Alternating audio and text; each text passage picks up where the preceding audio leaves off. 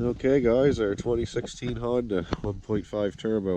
We finally run into some issues with it over the winter. We had hill start assist, power steering problem, brake system problem, emission system problem, Honda sensing problems, electric parking brake problems, brake hold system, and vehicle stability assist. And it all happened at once. So mechanically thinking, I was assuming like the battery was getting bad or something like that, but tested it and it was fine. And she drove it a while and it seemed to work fine. The lights didn't seem to be actually causing any issues, but annoying more than anything.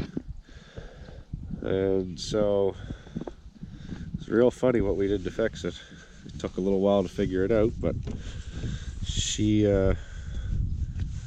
turned the key on with the engine not running, and she reset the tablet in the center of the car. She turned the power off, powered it back up, shut the car off, started the car back up.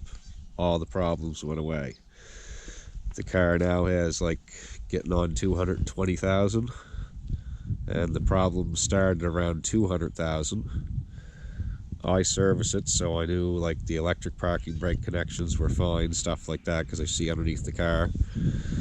So yeah, the tablet, and it was all to do with some kind of service update that Honda does and you don't even know about it. So good information. They probably charge